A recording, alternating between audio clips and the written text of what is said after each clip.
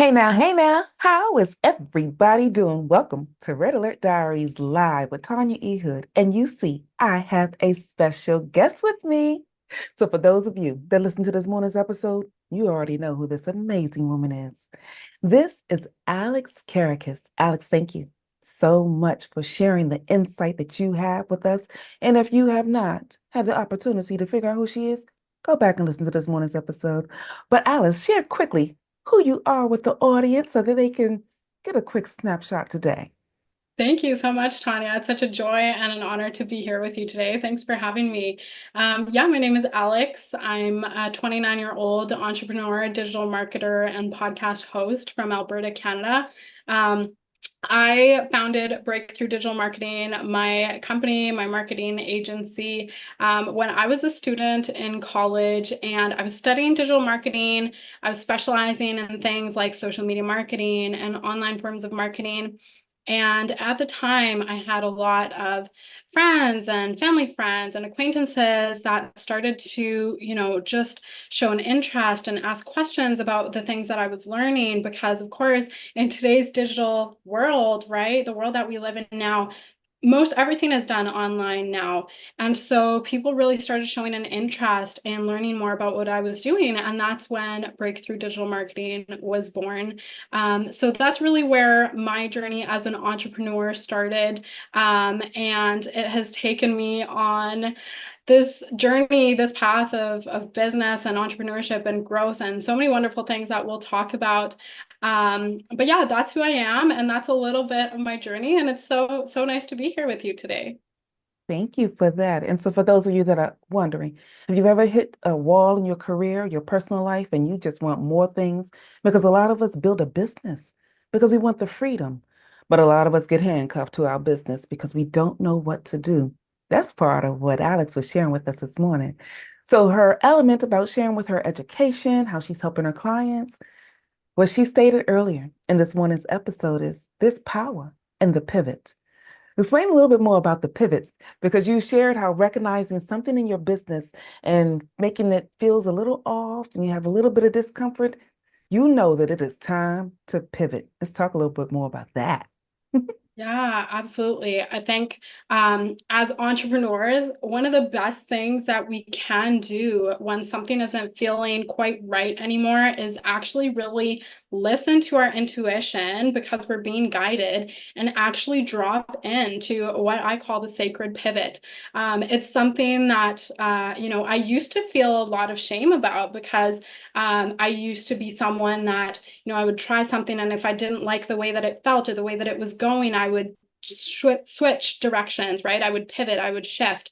And I used to feel a lot of shame around that, like, oh, you can't stick it through or just keep going. And actually, what I realized and what I've learned is that there's power in the pivot, right? It's called the sacred pivot for a reason. And so, actually leaning into when you're starting to feel like something's not quite right, and maybe you can't even put your finger on it yet, but it's just like a sensation. It's just like the vibes are off, it's not quite there. And when you lean into that and you do pivot, right, that's actually where I've seen most of my 10x jumps come from. So it's huge for entrepreneurs to lean into. That part right there. And I'm glad that you call it the sacred pivot because a lot of us don't think about it. I just had, and this is all God, because the last episode that I did just before this one was called The Sixth Sense. And I call that sixth sense the Holy Spirit, which gives you that feeling that you need to make some adjustments, that you need to make some pivots. And if we take the time to listen to that part of who we are, you won't feel any shame about it because you recognize when something's not really resonating with you because your gifts, skills, and talents, they make room for you. And when you lean into that, which is this morning's episode, I so love that. You said lean into the burnout. If we listen to that inkling in our spirit, what I call the Holy Spirit, that sacred pivot, you won't end up into a place of burnout. Talk a little bit more about how your educational element, because what you have indicated in this morning's episode, and for y'all, If you don't know half of the conversation that what we're talking about, because we're not going to repeat everything, she's going to give you small snippets. You have got to go back and listen to this morning's episode because she shared the educational elements that she brings to her clients that find themselves in a position of burnout. Let's talk a little bit more about that. Yeah, for sure. So, a lot of the clients that I work with are, they're experts in their field. A lot of them are they're doctors, they're nutritionists, they're therapists, psychologists, different forms of service providers and practitioners, chiropractors, dentists, and they are successful already at what they do, and so they're coming from a different place, right? They no longer have this need to survive or just put food on the table. They are doing well, but what they're encountering is that they are in a little bit of what's called a golden handcuff situation, right? Where their business requires them to be there physically in order for the business to survive, right? And of course, right, there's service providers, whether it be, a chiropractor who there's a limit to how much they can do in a day, right? There's a limit to how many patients they can see in one 8-hour period or how many tables or, rooms they have in their office. And so what I help them do is really build a digital assets through their business, right? That live in the business and that they can sell online and actually get their time back and get their freedom back, which is key for me because freedom is one of my top values. It's the reason why I do what I do, and it's the reason why I help my clients achieve this as well, is for freedom. And so we do go into creating digital assets that are really like knowledge based, right? They have a level of expertise, a level of wisdom, of knowledge that others would like to have around how to improve their lives in any given way. And so we actually put that into assets, right? Digital assets that live there, and in that way they can start to get some of their time and their freedom back. So that's where really empowerment through education comes into play. But I think it's part of the entrepreneurial spirit to always be seeking growth and more knowledge and learn and stretch myself, right? And so I think it's so like on brand for entrepreneurs, right? Because we're always, if you're an entrepreneur, you know how it goes, right? You're constantly looking to evolve and take new courses and certifications and grow your skills. And it's really it's really part of what drives us forward. It's part of what propels us. So let's take a few moments and unpack a few things because you've said digital assets a lot, but there are some what may be seeing this that's not quite understanding what that is.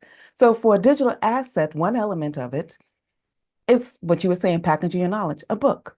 Having an electronic book. If you put your skill sets, your knowledge, all the different things that we as entrepreneurs are constantly seeking and growing in, take a snapshot of that. Make a pamphlet out of it, something that you can put inside of a resource space for people to get.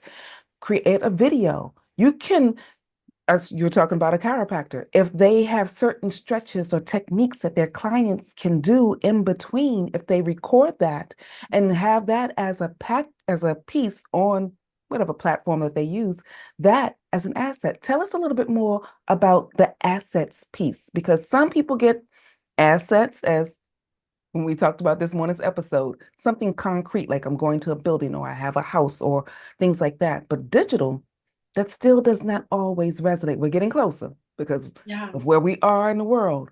But unpack that piece just a little bit more for us.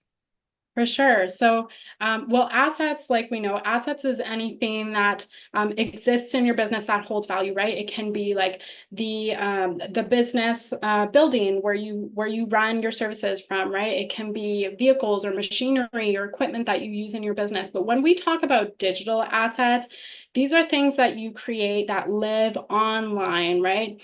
It can be anything like you just said, it can be a digital book, right? An ebook. It can be workshops or trainings, right? It can be a membership. It can be a mastermind, right? Anything that lives online, right? That you've done the work one time, right? You create that product, that course, that asset one time, and now it lives online and you can sell it, right? And you get your time back and you get your freedom back and the business scales, right? And so that's really what we're seeing. A lot of these service providers start to go that direction now because they're realizing, oh, you know what, like there's a limit to how many clients I can see in one day or how many patients. And also a lot of times they've been doing this business for years and years, and they're starting to think about maybe retiring soon, right? They've been doing this their whole life. They're starting to think about winding down, or focusing on other areas of their life, like spending time with their families and their children and their grandchildren. And so we always want to have the best case scenario, right, where your business can continue to grow and scale and thrive, even as you remove what I call proximity, right, to the business. That's really looking at growing your business and running your business as a CEO, is actually looking at yourself and viewing yourself as the owner and not the operator of your business, right? Where the business can still thrive, even if you're not there with your hands in 24/7. So that part I appreciate you saying. And in this morning's episode, so if you guys missed it, we're repeating some small parts. But you shared this morning that there are some individuals that have to pay attention to make their business support them. Because what you just stated was getting your time freedom.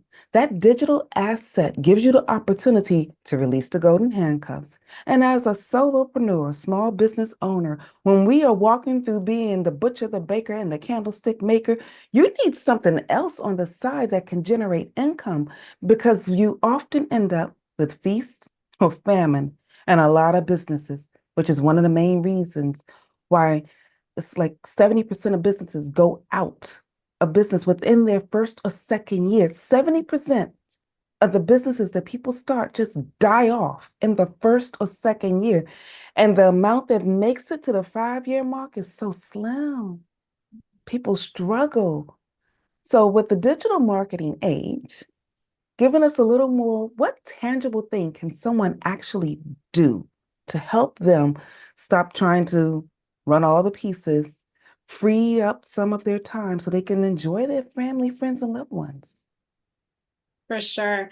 Yeah. And the other thing that I was going to mention is, regardless of where you are in your journey of entrepreneurship, if, maybe it's not even a question for you about wanting to remove yourself from the business, but like you just said, right, a lot of businesses experience that feast or famine cycle, right, where they're going and they're doing amazing things one month and the next month it's crickets, right? That's something very common in business that we see. So many different situations that entrepreneurs might find themselves in. And one thing that I like to always remind my clients is, oftentimes when we start a business, we go in with the intention of, I'm just gonna make what I was making at my job, right? Like, this is something super common that I hear. I just want to replace my income from my job, right? And make that much money in my business. But here's the thing, right? For a business to be healthy, a business has to run by the profit first method. Is something that I teach my clients. Profit first, amazing. Go check it out, the book. Highly recommend. But profit first method tells us that for a business to be healthy and survive, right, and not go to business quickly, a business has to save money for things like taxes, right? A business has to save money and put money to the side for things like paying off debt, right? If you take out debt, right, to get certain assets in your business, for things like reinvesting into the business for growth, right? For all these different things. And so what the business makes isn't what the owner takes home as owner's pay. This is huge for entrepreneurs that are starting because they don't understand this concept at first, right? And so you have what you call your owner's pay, and that is, in a healthy business, it'll be roughly half of what the business makes, right? It depends obviously on what the business circumstances are in specifics, but roughly in a healthy business, it'll be half as your owner's pay. So think about, if you have the goal of just replacing your income from your job, but actually you're only keeping half of that in your pocket to take home, well, now you're making half of what you were making at your job, right? Which is not enough. And also, Think about the fact that running a business is about 55,000 times harder than it is to work a job, right? Truly, because there's so many things that go into it. And even the growth journey that you have to go through as a person, as an entrepreneur, to be at the level, at the caliber, right? To run the type of business that you want to have. So you're putting a lot more into it. And I know that 9 to 5s are their own situation, but you just put so much more of you into a business, right? The ego deaths alone that you'll experience are like so much more work than a 9 to 5 would require, right? And so I always encourage people to look at the big picture, right? The broader picture, zoom out a little bit and say, okay, so if I'm only going to keep half of what my business makes for my take home, right, for my owner's pay, and if my goal is now to make, obviously, it can't be just to replace the income from my job because that's not a big enough goal,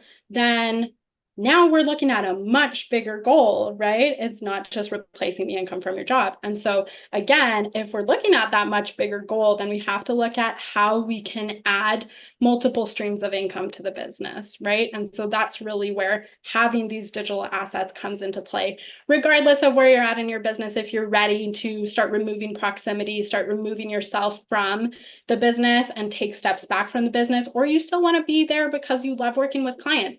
But having those digital assets is another way to have multiple streams of income in the business, regardless of what you're doing with your time as an owner. So, yeah, but one actionable step that people can do, if they are, in this situation where they themselves are entrepreneurs and maybe a lot of their time is spent working with clients one-on-one, whether they're doctors, nutritionists, like you said, chiropractors, right, is start to think about if you were to create your very first digital product, right, digital asset, what would it be? What would you create if you had just one thing that you created in the next 90 days that would help your clients? And the way that I like to help people see this too is it's like an additional support, right? It's not in substitution for the work that you do with your clients in person, right? But it acts as like another little pillar of support. Just like in the example that you gave, that's actually a great example of the chiropractor, right? That sees clients in person in his clinic. And then he also has, whether it be an ebook or a guide or a video training or a workshop, right, where he shows stretches and maybe some at-home exercises that they can do to continue supporting themselves in between the sessions where they see the chiropractor in person, something like that. You're only helping your clients more because they're going to get the very best experience, right? Because they're actually doing those things in between when they work with you. So I would say start to think about, okay, what would I create that's really going to support my clients in their journey?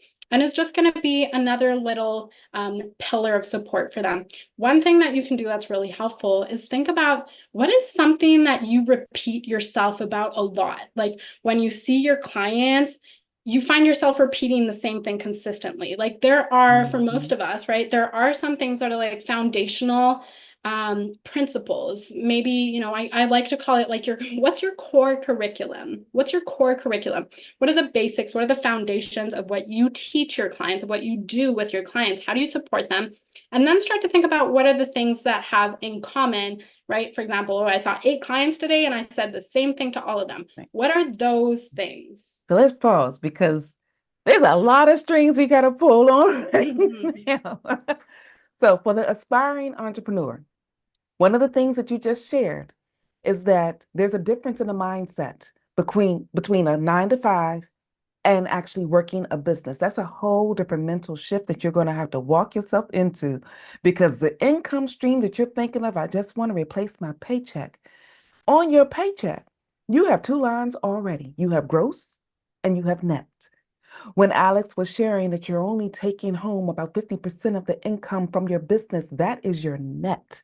And that is not always the clear thought that a lot of individuals coming from a 9 to 5 into becoming aspiring entrepreneurs. So that's one element that you stated. The other thing to pull on is that for a lot of people, they just start a business because some family friend or something that they recognize themselves like, I'm really good at this, and I just want to do this. In a business requires more than one. even though we have a lot of solo entrepreneurs. You have to have a way of connecting with other individuals that can support pieces of your business that you do not do because you wanted to start it because you're good at this thing. But then there's accounting, and then there's you're talking about with IRS, so you have to have a lawyer in space, and then you have to specialize the lawyer for that. And then there are contractors depending on what you're doing, and then there's someone else to do marketing because that's a whole nother skill set that I'm still walking through. Mhm. So I'll just use me as a small example. I have shifted and reset because a lot of what this season is talking about is the reset elements of our being. For years, about 26 years, I did real estate investing on the side with my 9 to 5. I never stopped my 9 to 5 because I knew I didn't want to do all the things that was needed in a real estate investment business. The only thing I wanted out of my real estate investment business was just to make enough money to take my kids on vacation. So my business structure had an output on an annual basis to pay for the lawyer, to pay for the state, because there's state fees when you have a business set up that's already structured, taxes associated with it, and some support because I had to have somebody that answered my phone. So I contracted out the person to answer the phone because I had a 5-year-old. There's no way possible I can consistently answer the phone with a 5-year-old. So I had to contract that part out. I also had to contract out who was going to be the person that did the rehabbing because I can do some bread and butter elements on a renovation for a home. I know how to paint. I know how to do a drop ceiling. I can do basic electric, basic plumbing, all the little things, but that requires a lot of time. And I have 2 kids. There's no way possible. I could have done all of that, so I had to contract that out. Those are extra expenses that go beyond who I am. So I had to make a decision. How was I going to function? Now, I'm thankful that I did have enough support along the way because I did a lot of collaborations. And when you're starting out as an aspiring entrepreneur, collaborating with someone, especially like Alex, they can give you some ideas about some different things. So the other part that she shared was you've got that thing that you're doing, you've got that idea. And if you decide to pour out that gift that you have inside of you, having a team is something that you'll have to work into. But one thing that you can do is a digital asset. That frequently asked question that you are saying, hey, everybody comes to me for this thing because they know that you're good at it. If that's your gifting, just something that's just amazing with it. Alex can show you how to package that so that it can be a course or just a book. Now, what helped me pivot from the real estate investing to what I'm currently doing now was one book. My premier book, Red Alert, Is He the One? The Pocket Guide to Finding the Love of Your Life was just me wanting to help my goddaughters not step on the landmines I'd already crossed when I went through the aftermath of my first divorce. That marriage took its toll on me. And I didn't want anybody else to walk through that. And I had a lot of people that kept saying, Tanya, how did you reset? That one book, it's only $20. But I was able to take that one book I wrote one time and I've sold it over and over and over again. And then I expanded that book because it was doing a whole lot of movement on its own. People kept calling me and asking me information because I put my information in the back of that book. But that book then became a course. That course I did initially one-to-one, which Alex was just sharing, that one-to-one thing. But one-to-one would only let you scale but so much. And as a solopreneur and an aspiring business owner, that one-to-one is still taxing. So what she just shared, have a workshop where you have one to many. You provide your services to many and have those sub pieces of those frequently asked questions. Each one of those can be an ebook that you sell individually to go to those that want to have that answered. So I think I've put all the strings, Alex, button up a few things that you shared. Do you want to Yes. expand on anything else so that people can have a clear concept about what we're doing before we wrap up? Yeah, that's awesome. That's wonderful. I think you've done a great job of summarizing that. And yeah, what I would say to entrepreneurs, if you're going through this right now, is like lean in, you know. Again, the sacred pivot is really going to show you when you lean into the discomfort, the stress, or the anxiety that you feel is actually asking it, okay, what is this here to show me, right? I like to think that we have, we have the subconscious mind, and then I think we also have what I like to call the superconscious, right? And the superconscious is the one that is connected to source, the universe. Depending on your beliefs, you may call it something different, but I think that there are some similarities that we have among beliefs where it's just this, you called it the Holy Spirit, where it's this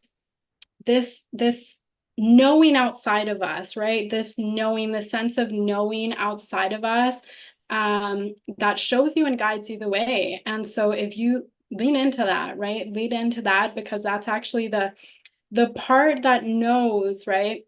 What you're actually here for, what you're actually meant to be here for, and it will guide you, right, through giving you messages and sensations and nudges towards what you should be doing and where you should focus on next. And so really lean into it. And yeah, definitely, I would say as soon as possible in your business, start to create the things that are going to give you freedom, because at the end of the day, that's the reason why we're doing it, right? That's the reason why we as entrepreneurs went into this, is to create freedom for ourselves. And so let's actually do that, and let's support ourselves in that. I agree with that. And in addition to her sharing that insight, if you listen to this morning's episode, then you know that Alex, in her big, beautiful heart, has already shared some other things with you. She gave you elements about a viral secrets checklist. This checklist alone, just walking through pieces of it, will give you an idea about what you need to start creating, where you need to start putting that information, how you can start pooling some things together so that your gift, skills, and talents, that thing that I often say, that God poured inside of your being, because I have a basic belief that we are designed in the image of the creator of the universe. And with Jesus as my God, that's how I got that understanding. Write that down, turn it into a course. Now I have speaking engagements, I have conversations, different elements that I built from that. And when I was resetting, some of you know the story, from the aftermath of the chaos of my first marriage, it was there that I got a download about how to start purchasing the home and do the things that I was sharing with you earlier with real estate investing. I reset from there because initially I had nothing, but I got a home and I got elements of getting my kids on the vacation that I was looking for. And if you tap into that, that is where you get the goal to move forward and the insight and inspiration that you need for the multiple streams of income that Alex was talking about earlier. And so for today, if you don't remember anything else we shared, here's the one thing we want you to know. You can do this. There is within inside of you the ability to create the assets that you need to walk through the journey. And Alex, can you share with them where they can find you? For those of you that need to connect, should connect, work with her because she's got an idea of showing you how to get that income stream going 24/7 and releasing the golden handcuffs. Tell them where they can find you. Yeah, for sure. So you can find me on my website is www.breakthroughdigitalmarketing.net, or you can also reach me by email, alex@breakthroughdigitalmarketing.net. Facebook is Alex Kerekes. And yeah, reach out. Make sure you grab your copy of the Viral Secrets Checklist. If you are building something, the best way to start is putting yourself out there and reaching as many eyeballs as you can and putting yourself out there in big ways. So that's going to help you get started. Exactly. And so, if you want a quick snapshot of whether her email address is, go listen to this morning's episode. She shared the viral checklist there so that you can get quick access to it and her email address. Thank you, Alex, so much for pouring into my guests. And if anything that we have shared has resonated with you today, then it's time to reset. So share this information, like, comment, subscribe. Go to Alex's page. She also has her own YouTube channel with some amazing content that she has shared there as well. And with that, we look forward to seeing you guys next time. In the meantime, this is Tanya E. Hood, walking in my purpose, and I want you to do the same.